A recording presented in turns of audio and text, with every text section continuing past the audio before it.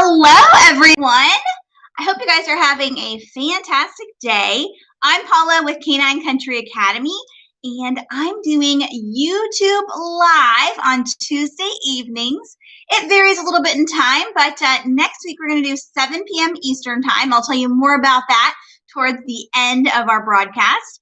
But the goal of these lives is to give you an opportunity to work with your dog, whether you're going to do it alongside me or you're going to do it after, whatever works for you. I know sometimes you'd rather watch it and then get into training with your dog.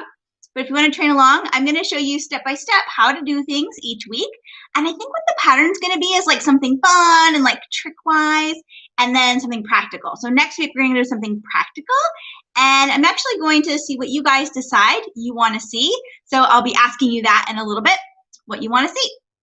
So welcome, welcome. We've got some people here. Hey, Jen. Hey, Dakota and Blessings. Thank you guys for joining live. It's always exciting. I like that interaction. And if there's any topic that you all are interested in, I would love to add it to our list of things to do. Hey, Carla, thanks for joining. All right, so in the comment section, I would love to know if your dog has a favorite trick. If there's just a trick that they just love to do, let me know that in the comments. And that applies even if you're watching this after the live.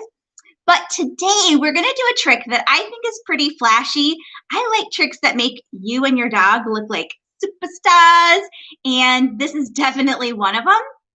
And it's one that you have to break down into steps. So if you've never done some of these pieces, it might be awkward at first and it might be more challenging. So you might need to take a lot of breaks and practice throughout the week.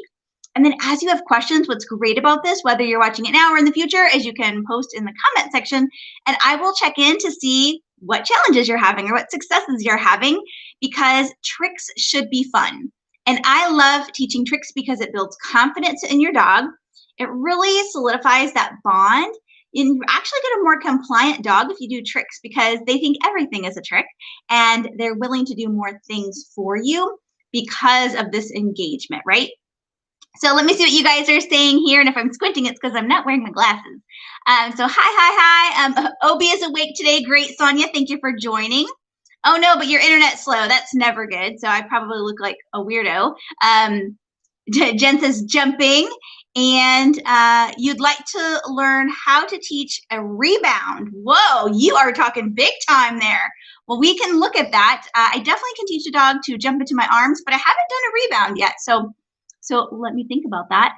Carla says spin is her dog's favorite or best trick. That's fun. I think all dogs should learn how to spin. All of our terriers spin like little tops, and it's really fun to ask them to all do it at the same time. They're just adorable. So tonight, we're going to do a trick, and it's called a couple of different things. I don't really know what to call it. Like, I just call it feet. You guys can call it whatever you want. Naming it is just part of the fun. We're probably not even going to need a name if you've never done this before or never done it with this specific dog that you're working. So I like to teach people in a way that is, step 1, step 2, step 3, right? Very sequential. And so what I will do is I will tell you what we're going to do. Then I will demonstrate it. And then I'll give you guys an opportunity to work on it as well and ask questions. And then I will take you through the next step. So I have Norby with me tonight. I know you guys are probably like, I wish it was Panzer, because Panzer was crazy. And if you didn't see that video from last week trying to teach a stay to Panzer, that was like trying to teach like a wild animal how to stay still. Probably be easier with a live animal, to be honest with you. All right, and Sonia said, stare at you, feed me is their favorite trick. I mean, that's an easy trick, right? So feet on feet. Some people call it cop. I'm not really sure why. Maybe there's some significance to it. I'm not really sure. But all we're going to teach the dog is how to stand in between our legs, which if you have a really tall dog, that can be tricky. So you might have to modify this trick. Some dogs might be worried about being underneath you. That's okay. But we're going to teach them to stand underneath us and to put their feet on our feet. So their left paw, front left paw on our left foot, and the same for the other. And I find it's helpful if you have socks on, which I do tonight, or if you have tennis shoes on, it gives them something to grip onto. And depending on, your dog's foot, it might be easier if they have big clunky feet. But these little feet here, they kind of slide around. So it's difficult if it's just my feet. So I give them my socks. All right. Hey, Peggy, thank you for joining here. You call it peekaboo, then feet. Yeah, so it really is a peekaboo, as Peggy said, and then it turns into feet on feet. But again, naming it, it's all about what you guys want. So go with it. I basically just expect Norby to get on my feet when I ask him to be between my legs. And this can be a stationary behavior, meaning you don't move, or you can move. So I'm going to take you through all those steps, okay? So that you get the very basics of peekaboo or go between, which can also be a safety behavior to get your dog away from anything in the environment. But I'm going to teach you how to even walk with your dogs on your feet, which can be really fun. But I don't even know if Norby's done that, so we'll have to see what he does. That's part of the fun of Train With Me, is you guys get to see me make mistakes along the way as well. All right, let me check in with you guys. You know what? I'm just going to put my glasses on because I don't want to be squinting the whole time. And if you can't tell, I like to have a lot of fun when I train, so we're going to have a lot of fun, especially when I'm training my own dogs. So Dakota and Blessing Service Team, if you'll let me know your name, I'll call you by your name. You're a professional dog trainer that has trained basic and advanced obedience, as well as working dogs like narcotics, detection, personal protection, canine police work, and protection sports, such as IPO. That's super awesome. What a variety of things. And I'm sure Tricks, oh my goodness, I'm sure Tricks can really help with all those things, because bite work is a trick to a dog too, right? If you teach it the right way. And you're looking to get something more fun, and I think it's a good start. Yes, tricks are a fantastic start.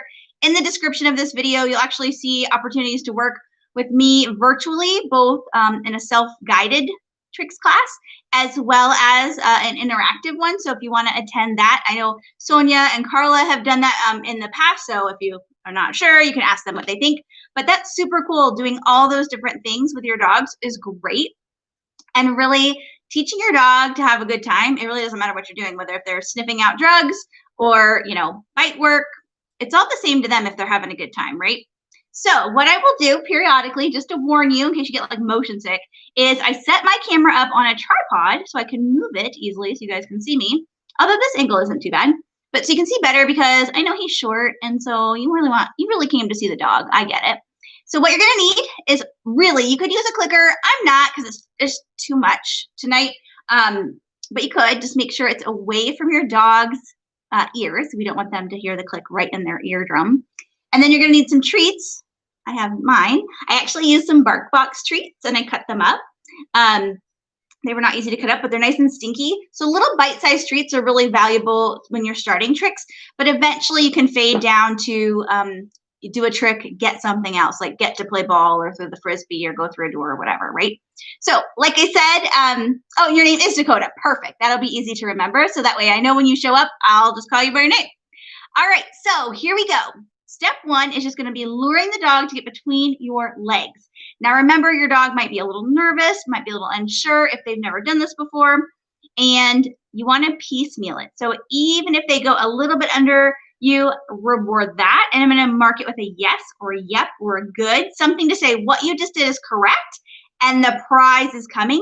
I am going to lure this, meaning I'm going to take the treat and I'm going to lure him behind my legs. You can be picky. For example, if your dog normally walks on your left side, you can teach them to walk around you first and then go behind you. You can have them do it from a weight. You can get super creative on how you want to get them there, because you guys have different things. You might have some therapy work or different kind of, performance stuff that you do. Enough of the chit chat. Let's just train the dog, right? Okay, so I'm going to gently move you because I don't want anyone getting sick. We'll see how that looks. That looks pretty good. Getting fancy with all this technology here. All right, and we got to get Norby because he's busy. He's busy right now. Guys, take a message. And Dakota, I have some friends who actually are on the T9 unit here in our county, in Gwinnett County. And I love them very much. What are you doing, wild man? You are just crazy. He was on my Facebook Live today being a crazy man, too. All right. So, good boy. So, step one is just going to be, I know, hi. It's just getting the dog. So, I have a treat in both hands, okay? And I'm luring him around one of my legs and then catching him, yes, with the other one. And I'm going to show you from a couple different angles so you guys get a really good look at this. Good boy. And he chose to stay there, so I'll reward that. Notice my feet are straight. I'm not expecting anything. Okay. And I'll release him with an okay. And then I'll lure again. So I've got my right hand is luring him, but the treat's actually going to come from between his with my left. Good. And you want that, you're going to find that sweet spot where they stop in between. You don't want them too far ahead or too far back. Okay. And then release them, especially if they're uncomfortable. You might even get here and reward them, right? If they're just like, ugh, I don't know. So I'm going to bring them right behind me. Yes. And you turn into a bit of a yoga person or a little pretzel. Trying to get your dog there. Good. And this is really cute for a picture. So this is good for just between or peekaboo, as Sonia said. Is that one weird? Ew, that one's tastes weird. It shouldn't. I think they're, well, no, they're not all the same. Okay. So that is step one, is just getting your dog here and then pausing here. So I want to check on you guys and see if you have any questions. Actually, just going to move this chair way out of the way. Too many chairs in here. All right. All right. Looks like you guys are doing okay. So what we're going to do, Norby, you're so crazy. Him and his blankets today. So that's step one. Step two, excuse you, is I'm going to turn my feet inward. And when I bring him through, I'm just going to let him hit whichever foot he wants with his foot, right? So he's touching my feet. So if he puts both feet on my left foot, I'll accept that, or both on my right, or mix mash, whatever. I'm just going to accept him touching my feet in any which way, and that's going to get him a yes, and then I'm going to release a cookie. So this is step two. Okay, good. Dakota said her dog already knows what I call a between. Exactly. So, and for you, Dakota, you probably already know this, but other people may not. If your dog is multi-purpose, then what you may want to do is say this equipment equals we're doing tricks, or this environment we're doing tricks. If you don't want to mess up anything else, dogs are smart enough. I think it's the people that have a more challenging time. But some people, what I'll do is I'll say, well, this harness equals, canine nose work. This harness equals therapy work, right? So the dog is a little clearer on what you expect. Hey, Norby. All right, so you guys can watch my feet. I'm going to turn my feet in. You can't see him because he says I'm here. So I'm turning. I'm going to do a little pigeon toe here. So big toe to big toe. Make sure, yes, there's enough space so the dog can come through so your knees aren't hitting. Yes, and any foot action on your foot, good boy, equals a yes and a treat. So I'm luring him to bring his body forward, and the dog is guessing. Good boy. So he's got both on that foot, and then I'll just kind of dabble with him to lure. Yes, and you can see even on my socks, he's a little slick. A little slick either way. Good boy. And this way. And this one, yes, good boy. So he's got his feet on both. Perfect. Good boy. Okay. And you can do that several times just so the dog is putting their feet on your feet. Good job. Okay, take a break. Take a break. Do whatever you want. He's like, what? All right, let me check in on you kids over here. All right, good. Perfect. So no questions right now. So again, any foot interaction on your feet equals a yes and a treat. And then you saw I just kind of lured side to side to say, where is that balance for you? The more proprioception, the more your dog knows where their body is in space, the better, because then they're going to be more likely to move their feet. Now, let me give you a tip. Norby, you can't do that on camera. Go away. Him and his blanket, I tell you what. I'll let you guys imagine. But what you can also do if your dog is not sure is you can have them put their feet on other things. So that could be like a overturned, food bowl. That could be those little paw pads. Oh my goodness, child. You can do different surfaces so the dog learns to put their feet on things if they're a little concerned about putting their feet on your feet. Some dogs are super respectful and they will not put their feet on your feet initially. And so you might have to work towards that so that they understand. And if you're worrying about safety, like, is my dog gonna weave between my legs now? Sure, some dogs might. If that's the case, then I would just make sure that you're very clear when they're allowed to do it and when they shouldn't. Or maybe this isn't the trick for you. and you can do some other trick with them. I want you guys to be safe. I don't want you to try anything that's going to cause you harm. Like, I don't want to be going down the stairs and my dog thinks they're supposed to run between my legs. I don't think that's super common, but it could happen, right? Okay. Yes, Norby. Oh, Carla. Oh, he is just much. He is much. Okay. All right. Let's see here. Checking in. So Carla said that will be easy for me because I'm naturally pigeon-toed. Ha ha ha. Very funny.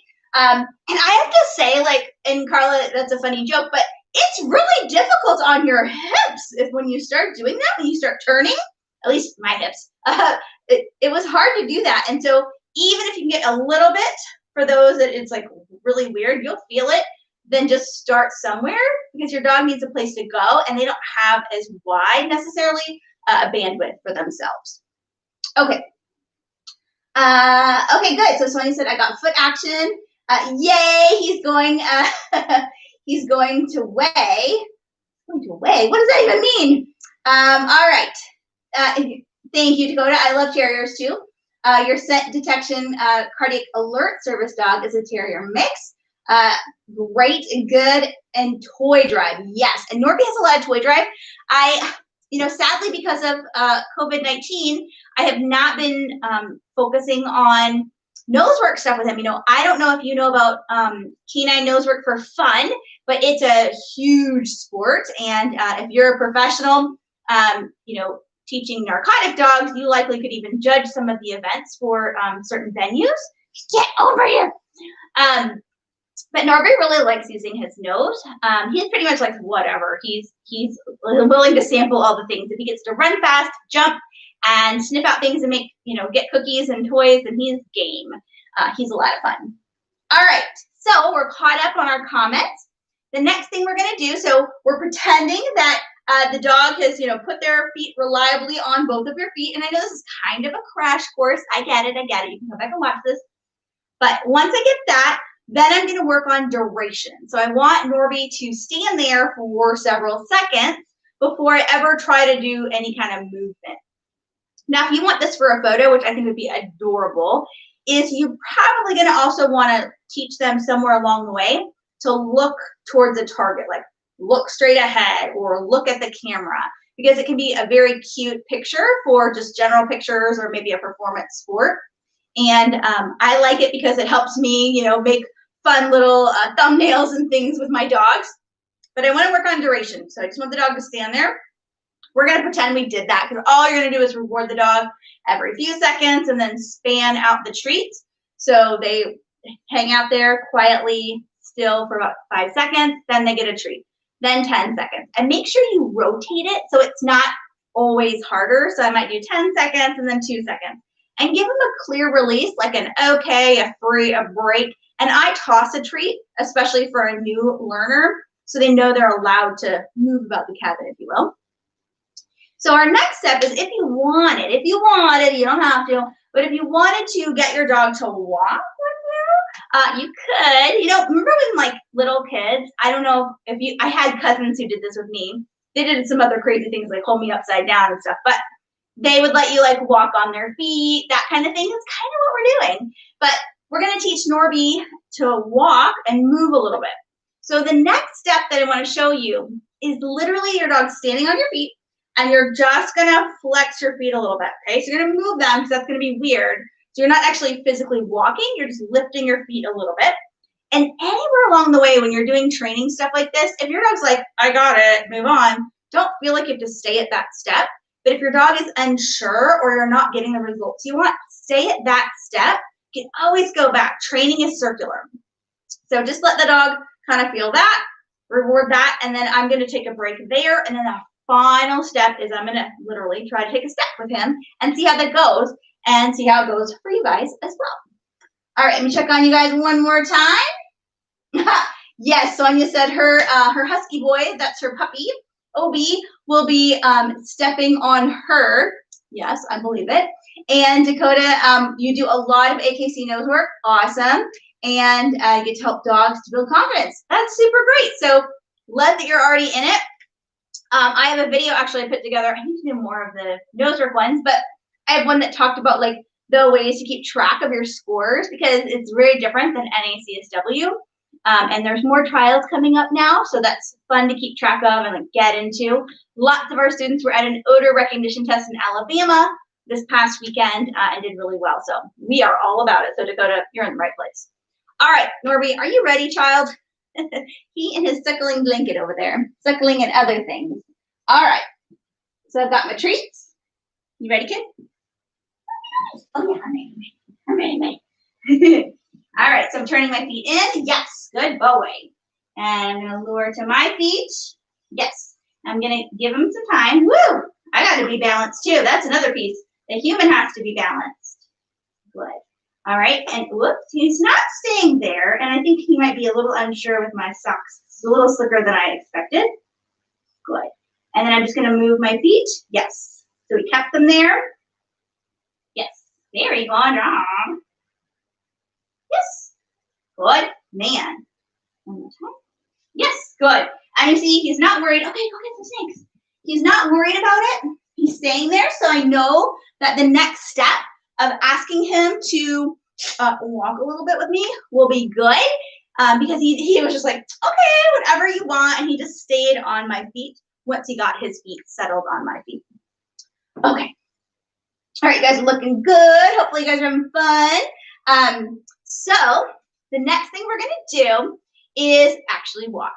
So we'll see how that goes. That's part of the fun of Train With Me, is you guys get to see what happens in real life. While I am a professional dog trainer, I'm not perfect and I don't pretend to be. So I want you guys to see when I make struggles, like last week was a huge struggle with Panzer. Norby, he's pretty good. That's why I thought, I needed him this week. But you guys probably enjoyed the comic effect of last week. You ready? Oh, I is ready. All right, you ready, kiddo? Let's go over here. Whoo, shake it off. All right, gotta get you enough space. You're gonna come around again. Come this way. Thank you. Good boy. Good. And even just standing up is part of the gig, right? So I'm gonna try moving a little bit. Yes. He had to find his balance too. Good boy. You could even add a weight to this if you wanted, but they should just default to it. Whoops. So I'm not going to reward that because that was a mistake. I always think of the mistakes as mine, not his. What? He said, what is going on, lady? We'll try one more time. I know, this is hard. It's hard work being a demo kid. Yes, good boy. Nice, I'm going to stop there. Okay, that was very good. And you guys see, I'm doing really, really short increments. Okay, you did so good. Thank you. I'm doing really short increments because I want him to stay engaged. I want to leave him wanting more. So he's like, oh, I can't wait till she asks me to do it again. And then I'll do it again. And I really want him to have a high rate of reinforcement. And especially when I'm demonstrating, he may not be at the level that I'm trying to demonstrate. So I have to keep that in mind, that he might be struggling, and I don't want him to practice struggling. I really, really, I really want him to be at the place that he can be successful. So even though I want to demonstrate for you all, I really want to make sure that he's successful in the long run. All right, let me check on you guys. Looks like you're doing good still. Okay, so I try to keep these to about 30 minutes. So for the final piece here, I want to let you guys know what we're going to do next.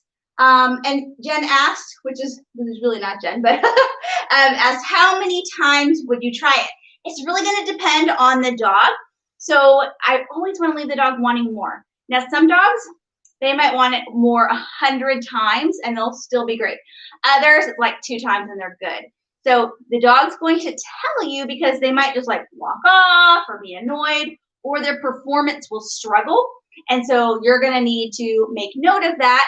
And next time you do it, you do 1 or 2 less than you did, or you make it easier than it was the time you were working with them. So for next week, I want to know from you all, because this is all about you guys, what do you want to work on next week? So I have 2 options for you, so you guys get to vote. Option 1 is working on the collar or the harness grab. So the piece that a lot of people miss when they call their dog to them is they can't actually get them. So the dog might like run past them and they can't actually get them. Obviously, a solid recall would be like, come towards me and hang out close to me. But I also want to make sure that the dog can be grabbed if necessary, and creating that positive association that it's not going to be aversive, that the dog's like, what the heck are you trying to do to me? So you can grab a collar and or a harness. And I think teaching both is really important because you don't know what piece of equipment they're going to have on them. If you have a dog who's kind of hairy, it might be necessary to teach them that grabbing their hair or their skin is also okay. It's something you want to train for. You don't want to be in a situation where you can't get your dog because they won't let you, grab them in some way, especially for dogs who are sensitive to being handled. So that's option one. So tell me collar grab in the comments if that's what you like. And then option two is going to be about crate training and working on different kinds of crates. So I'll haul a bunch of crates up here into my office, soft-sided, wire, plastic crates, so we can work on getting our dogs prepared and talking about the different kinds of crates that you may need in your life. There's not just one crate. And I use a different crate for my car. I use a different crate for nighttime, a different crate maybe for a show. And so it's really good that we keep those skills up and that our dogs aren't just saying, oh, I only know how to crate in the car, or I only know how to crate in the house. I want them to be able to crate anywhere and be comfortable. And by practicing with different kinds of crates in different locations, you can help them. So if you want the crate stuff, then just say crate in the comments. And I'll eventually get to both, but you guys get to prioritize what we do next week, all right? So let me check in if you guys have any more questions, comments, feedback. I'm gonna move you so it's easier, so I can look at you and the camera at the same time. All right, so we've got some recommendations here. We've got harness, collar grab, and let me see. I missed a couple questions or comments here as well. Peggy asked, they need rear end awareness when making turns. Yes, making turns is a good thing. And I think, Peggy, you were on my Facebook Live this morning. We were talking about rear end awareness. I can definitely do that here too. So let me know if you want that. But Carla said it's hard to choose. Just know, Carla, I am eventually going to do both. But what do you want first? Like what hits you first? Jen said collar training. Dakota said collar training as well. So looks like we might be doing the collar grab. So we'll do that. And then the following week, we'll pick a trick. And then the following week, we'll do the crating, okay? So we'll get everything, and you won't miss out on a thing. Well, if you're new here, I want you guys to subscribe so you get alerts when I post new videos. We post new videos every Thursday. And, oh, goodness, Norby's out here with the blanket. You guys can't handle seeing that. But if there's anything you need, let us know. We offer a ton of different services that you can have virtually or in person. And a lot of the people who showed up today actually know us in person.